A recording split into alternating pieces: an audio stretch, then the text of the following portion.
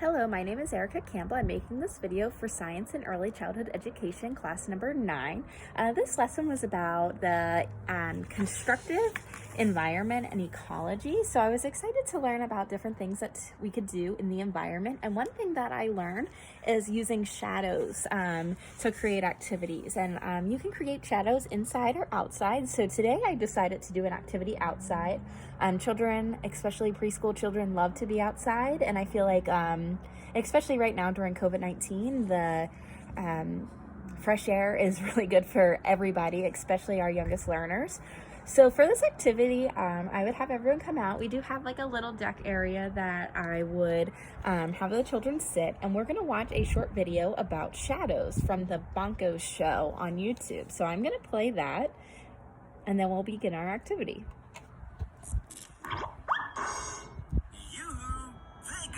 Mr. Deer.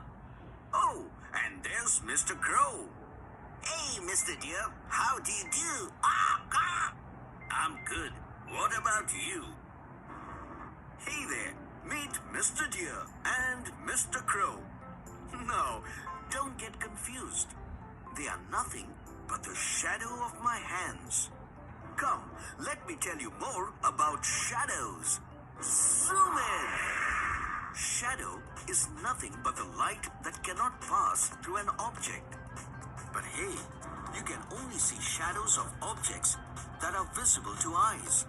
For example, a tree will have a shadow, so will you and I. But not air and water, because light can pass through them. You can... So together as a class, we would watch that video. I would let it play all the way through, but I would take frequent breaks to talk about what they are seeing and what they're doing in the video. Shadows can be confusing because like the character said in the video, shadows can only be seen if sunlight cannot pass through the objects. So bubbles will not produce a shadow. And other like air obviously would not produce a shadow. So together, I would have the children explore technology. One of those things that I would use is a camera. Today, I am just going to use my phone to show what we would do.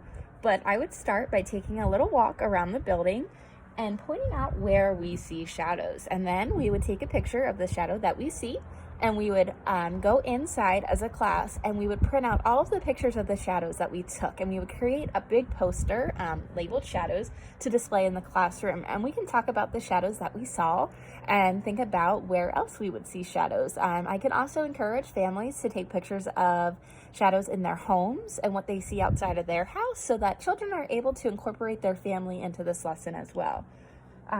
So I'm going to take a little walk, and already I can see that there is a shadow from the deck. You can see a little shadow that the deck has created onto the other part of the deck from the sun. So that would be one shadow that we saw.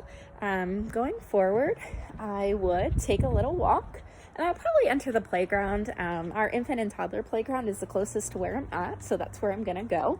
And as I'm walking up, I already see another shadow. And this shadow is pretty cool because it is from the fence. So each fence post has created a shadow on the sidewalk. So we could play a little game, maybe hopping on the shadow lines as we walk.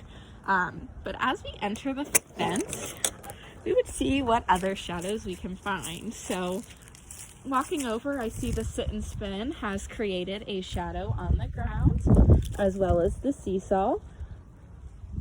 The slide has created a shadow. The tree has created a shadow, and the Cozy Coop cars have created a shadow. So we would really just look at all the shadows that we can find and take pictures so we can document our findings. And like I said, after we take pictures using the technology, we would go inside and we would upload those pictures onto the computer and use the printer to print those pictures out. After the pictures are printed out, I would encourage the children to use scissors to cut out their pictures and use glue to paste them onto a poster where we would display all of the shadows that we found in the environment around us. So this is a really good activity to learn about the environment that we live in, and that is about it for this lab. As a follow-up activity, we would go inside and do projects with a projector screen and their faces, and I would do shadow pictures of their head. Another activity that's fun to do, which is group work, would be coming out on a day like this and standing up and having somebody trace your shadow. So that is group work and something fun that you could do as a follow-up activity. Thank you very much.